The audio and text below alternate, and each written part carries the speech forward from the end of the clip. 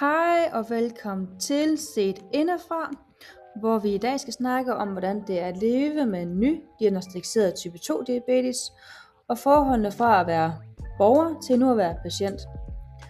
Jeg har med mig i studiet i dag Vova og Hej til Vova og social sundhedsassistent Igor. Hej. Hej. Vova, jeg har nogle spørgsmål til dig. Hvordan det er for eksempel at leve med type 2 diabetes? Ja, når man får at vide, at man har diabetes, så det kan være et kæmpe chok for os.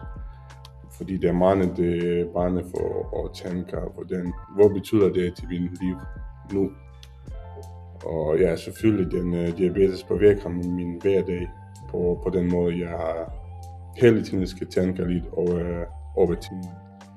Og som for eksempel før, jeg laver det ting, og ikke tænker over det. Men nu skal jeg planlægge mere, end jeg gør det før. Ja, så det påvirker din dagligdag og de vante gøremål, som du har været vant til. Ja, så det også påvirker min kost. For eksempel, jeg skal huske at spise regelmæssigt og bevæge sig nok, eller bevæge sig nok, eller ikke. Og min blodsukkerniveau, og det er fint nok, eller det er høj, eller lav. Ja. Og så, nogle dage føler det ikke så meget, men det andre dage kan være trættende, fordi sygdom altid bagved mig. Og så, diabetes kan også påvirke det sociale liv, fordi det kan være svært at spise sammen med andre og forklare min familie eller mine venner, hvorfor kan jeg ikke spise den mad, som de spiser, for eksempel. Ja, fordi du skal til højde for dit blodsukker, det kan regulere. Ja. Og så nogle gange kan jeg sige nej tak til, når de andre spiser, for eksempel kage eller slik. Ja. Men det kan være svært, især ved sociale arrangementer, men jeg forstår, at det er vigtigt for mig og min helbred. Så ja. Ja. Ved du noget om, hvad årsagen er til, at du fik type 2 diabetes? Nej, faktisk. Jeg tænker ikke om det rigtigt, men ja. Nej. Men det kan være arveligt, men det er ikke kun arveligt, det kan være også livsstil.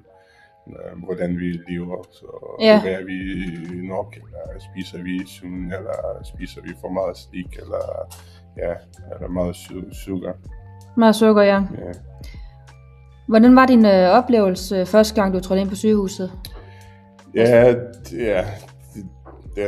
Jeg kan snakke også om den patientsperspektiv, det er fordi jeg har også nogle venner, de har også diabetes, og det er nogen, det bliver noget med forståelse og bliver lyttet, og de føler sig på den måde, de kan føle sig tryg og forståelige. Men det er nogle gange, det kan være svært, at hvis sundhedspersonale snakker den faglige sprog, og det kan være svært at forstå, hvad de snakker om.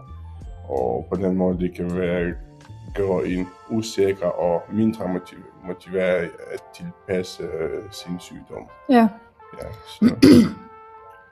Ja.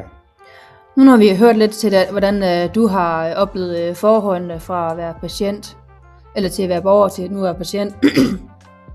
Hvordan mener du så, Igor, du er social sundhedsassistent og arbejder blandt andet på sygehuset.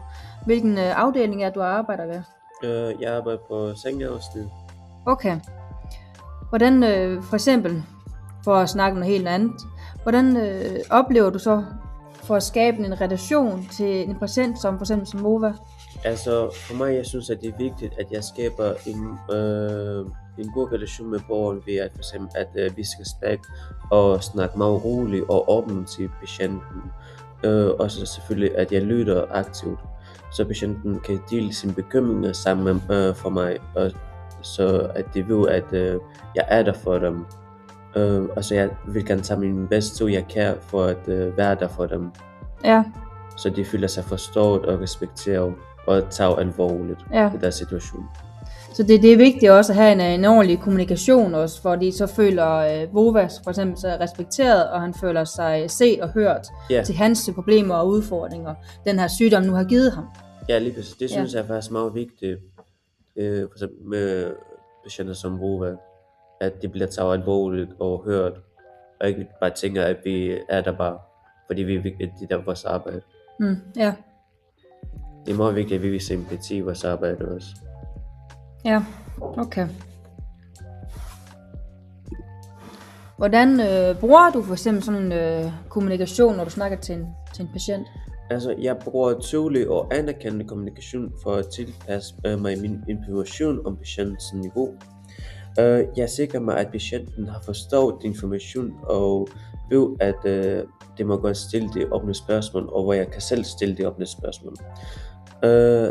Men også, hvor jeg er opmærksom på, hvor patientens novable signaler, som f.eks. usikkerhed eller bekymringer, de har. Ja.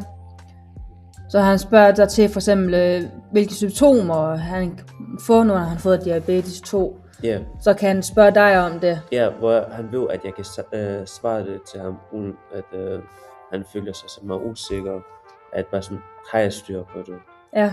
Hvor jeg svarer sådan meget åbent og sikkert. Godt. Men det er godt at høre, så vi er trygge hænder, der er sådan. Ja, Så, når man er at være patient. Ja, det er godt at høre. Nu, Vova, hvordan, nu, din fremtid, den har jo ændret sig lidt. Hvordan synes du, den ser ud nu? Ja, fremtiden ser anderledes ud, end jeg havde forestillet mig, men det er ikke nødvendigvis dårligt. Jeg ved det godt, at jeg skal leve med det diabetes resten af livet, men jeg har også lært, at jeg kan gøre mig selv, og hvis jeg passer på mig selv og får støtten fra sundhedspersonale eller sundhedsvæsenet, så kan jeg stadig leve et godt liv. Og jeg håber på en fremtid, og sygdom fylder det mindre, og jeg har følt, at jeg har styr på min hverdag. Ja. Så selvom du har fået en ny sygdom, og så ser din fremtid så lyst ud for dig? Det gør jeg så. Jamen det er godt at høre. Så jeg forstår det korrekt. Altså når man lever med diabetes sygdom, så handler det ikke kun om medicin og målinger, men det handler også om, hvordan følelsen af patienten har, og hvilken hverdag, og man føler sig forstået, og man føler sig set og hørt.